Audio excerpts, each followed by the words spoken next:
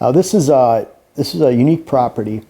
It's a northern Michigan property, so this would apply to a lot of northern settings, especially if your property, and it could be some southern settings too, when it's a property that's dominated by old pasture pine growth, jack pine, white pine in this case.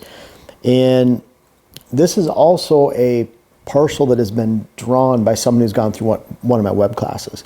And I thought it'd be a really nice teaching tool for people that have their own land or designing their own land and kind of doing what we teach, or what I teach on our WHS YouTube channel and our social media channels. This person put this drawing up on our WHS private Facebook group, which is open to people that have purchased web classes or previous clients. So more of a select group, but a bunch of deer nuts. And so I put something up like this. There's a lot of discussion, and I want to go through this, and there's some really good points on this land. And you can tell this person's been paying attention. Dylan, what's his name? That first name. This is Mike. Okay, Mike. And again, he's one of the web class purchasers, and he's drawn this design out. It's on 120 acres, and I think you guys will like it. There's some really good, important features I want to go over.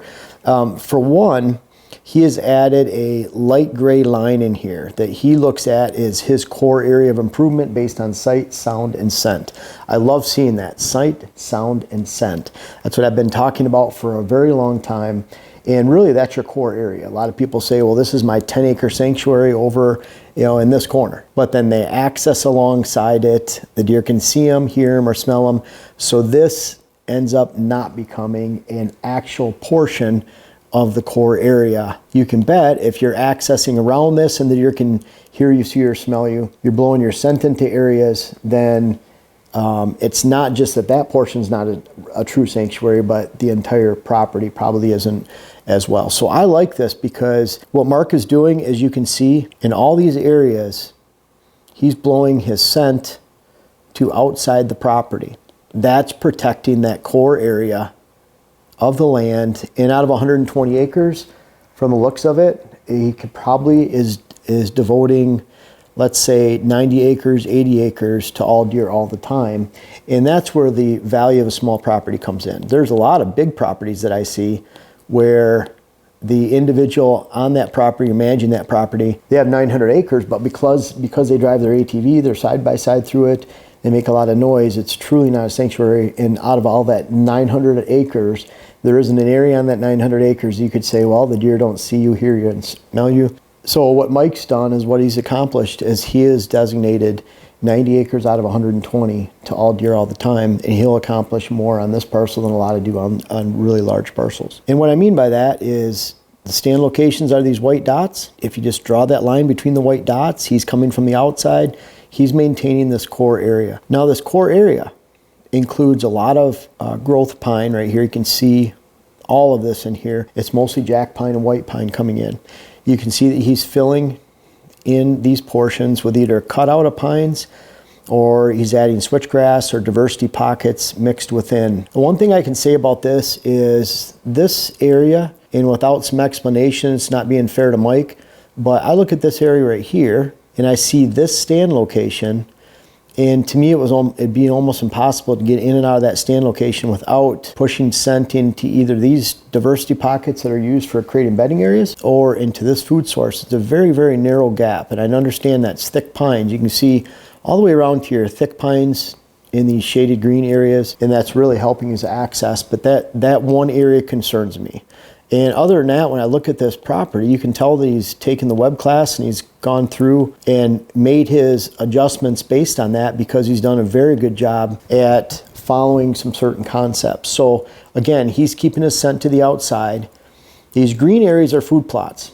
Now what I like about that is, if you can see, these food plots are primarily on this 80 acres. This 40 acres right here has some little hunting plots on it. What that does is it creates very good depth of cover extending this way. So he has good depth of cover back into here, where you could expect a lot of does to bed closer to the food sources right here. And then that leaves a lot of space in the middle and towards the west end of the property for buck bedding.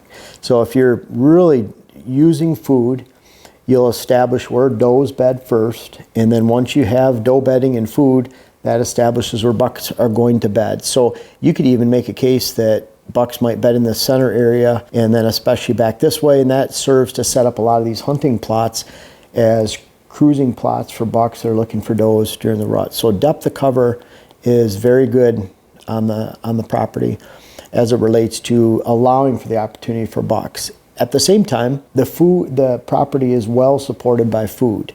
If all the food was down here, then this side of the property would not be food supported, and no matter what type of cover you have on private land, if it's not food supported, it's dead cover and deer go elsewhere. So I could see deer living within this entire area and relating to on a daily basis where there's enough depth of cover for deer, or they can extend all the way out here for buck bedding, and then there's a lot of room for does, and he's going into great lengths to create diversity pockets and habitat changes so that it holds does. Now another thing, I'm a little concerned because this food plot looks very close to that border. So it really depends on what's going on this border. They say it's active farm, neighboring clear cut, and this neighboring clear cut over here. So it might be, as long as you can get by on this access trail, which is in blue, if you can get by in this blue dotted access trail without spooking deer on this plot, then even if that's 40 yards away or 30 yards away, that's okay. But if that creates a potential for spooking deer, then I would rather see that food plot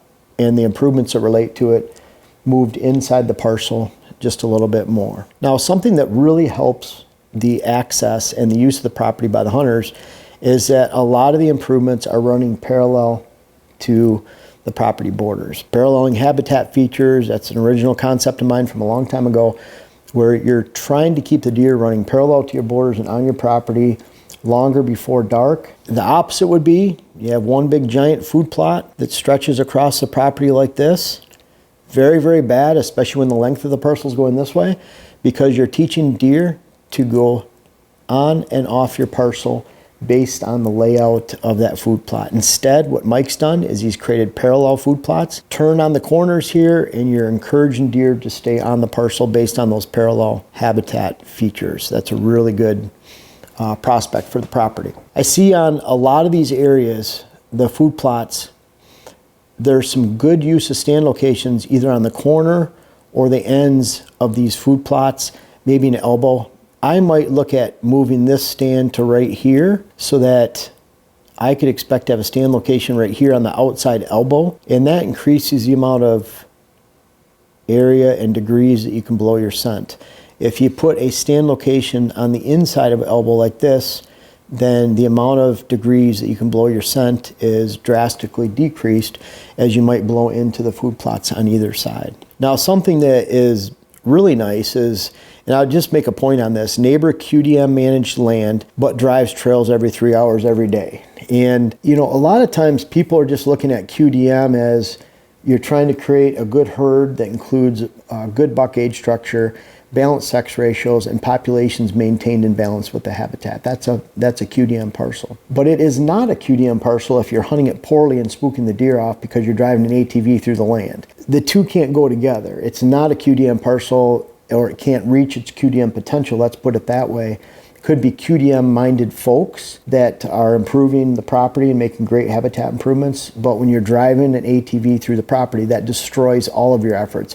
You can say, well, I'm passing up on small bucks. Well, guess what? You're going to pass up on them because they're not going to be on your land, especially the older bucks. You don't get I mean, you could say you're passing them up, but you're not protecting them. You're not holding them. You're not advancing them to the next age class, and you're not a herd influencer.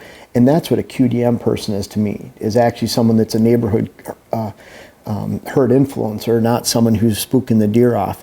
But it makes it great for Mike, because if there's a lot of commotion down here and someone's creating a lot of habitat features on this parcel right here only to spook them off, well, if Mike's creating a sanctuary for deer, a real true core area, he's limiting his hunting pressure. He has many stands around the property that either relate to deer travel corridors, small hunting plots. He's making his property attractive. Then these deer that are pushed from here go right onto his parcel. And that's a great thing. So this person attracts a whole bunch of deer only to repel them every single day. Guess where they live? Here. With this setup with Mike, the bad thing is for this neighbor right here is it's likely that this neighbor is going to stop seeing very many deer during the daylight, because Mike's doing it right up here. These deer leave, they live somewhere on Mike's property, and that's a really good thing. Now, Dylan, can you think of any other points as it relates to this parcel, maybe some comments or questions within that? Because again, this was a post on the WHS private Facebook page, and there's some good discussion on it. So I unfortunately can't answer all the questions or comments on there. I go through streaks, and it's, for example, the last couple weeks I was on 8 Michigan parcels in 9 days.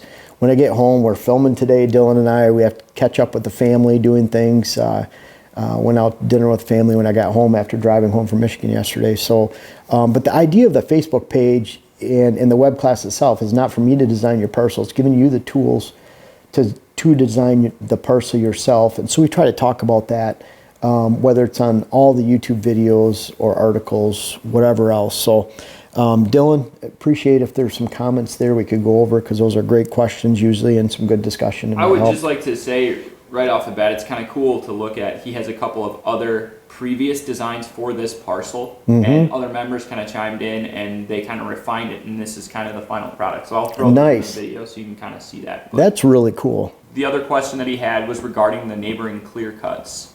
And deer potentially bedding on those. What do you have to say about that? Yeah, and that could really happen. I see some of these food sources are near clear cuts, either on the north, the south, and over on this east side right here. But deer love to be in this location right here, where they have high quality food at every turn surrounding them. And what I find is they relate to the interior of a parcel like that because they're surrounded in food, the adjacent cover. And you look at it right here, does that are bedded next to these large food sources. We've already established, like, these food sources down here that are next to a neighbor that drives around and spooks deer all the time. These areas right here are going to hold a lot of deer. They don't want to be on the neighbors. They're surrounded by food. They're food supported. Those does don't want to travel all the way from up here and travel onto the property every single night. Those does want to pack in as close as possible to those food sources. And here's another point that's really cool, is if you have does filling this space right here, and you do have a random buck that's bedding back on a clear cut right here, maybe back in a clear cut right here, those neighbors are not getting to those bedding areas or those buck areas by walking from Mike's property to theirs. They're getting to that location or that edge by walking across, all the way across their land and to these back areas. They're coming from this way, they're coming from this way. And what does that do?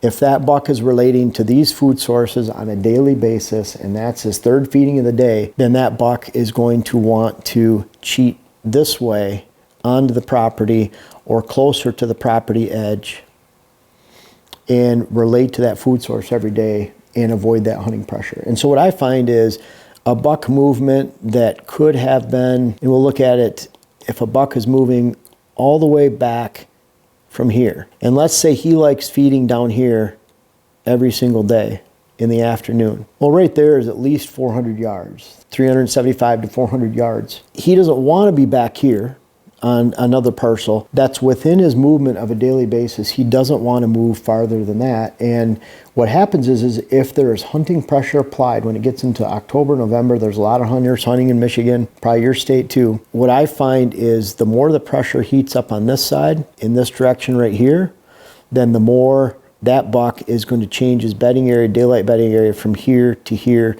He's going to cheat to the side of his food source movement in the afternoon. And that's a great thing as it relates to all the surrounding border, especially when it's thick. It's difficult to get there, difficult to hunt. When Mike has the property in the area that attracts the focus of not only does and fawns, but bucks every single afternoon, then great things will happen. And when those bucks get pushed on the outside of the parcel, they'll tighten up on Mike's parcel. And that's why the parcels that I design, that I look at, I expect there to be more deer in December than November, more in November than October. And that's a really good thing as the season progresses, of course, but it means that you're doing a great job. And again, that's why a census should never be taken in August, September, which represents a pivot point where properties either get worse or better. Most of them get worse because there's very few parcels in the area that will attract the attention of a daylight buck and continue that focus throughout the entire hunting season. Finish with one more thought here. If you look at these food plots, they're in a linear fashion. Now this doesn't work on all hunting parcels. Like for example, in Wisconsin where we do well, we have food plots collected in a valley. We have cover around them. We have switchgrass. Deer can go to those and then exit, go to ag land after dark. But a linear food plot, what's really nice about this is this gives the opportunity, and Mike created that opportunity with diversity pockets. It creates the opportunity for bucks or for does to bed in a linear fashion adjacent to their favorite food source. What that does is it spreads out your doe use.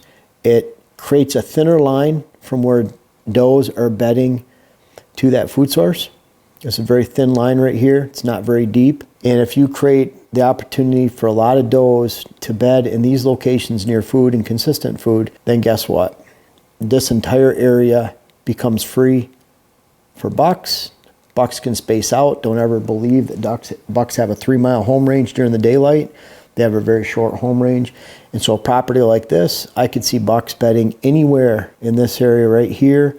And as Mike continues to fill in the cover, make diversity changes, I expect very good things from this parcel, and I'd say a job well done. It sounds like Mike did a good job, but there was a few others on the page that had influence too. But I hope you can take these concepts back to your own parcel. There's a lot of early successional growth here in pine cover, and it's a more northern parcel. And we'll continue to look at a lot of these parcels and features, and we're really going to be collecting a lot more questions from you, the viewer, and whether it's on our Facebook page or on the YouTube channel or Instagram. We'll be collecting a lot more comments and feedback, and we're going to get some of you in our videos too, where you can actually call in and we can FaceTime or Zoom and discuss different questions you might have that relate to hunting and habitat throughout the entire year. So I hope you enjoy Mike's plan. Mike did a great job. I appreciate you watching, and I really hope you can take some of these things back to your own parcel. We'll bring up another one of these at some point, and again, I really hope to help you. And Mike, if you're watching, did a great job. I really appreciate you posting this on the page. Now, as we transition into habitat season, I hope you've had a chance to check out my web class, How to Design Your Whitetail Parcel. It's on my website, whitetailhabitatsolutions.com. I have a link in the description, and I hope you can find it, check it out, and enjoy it this year.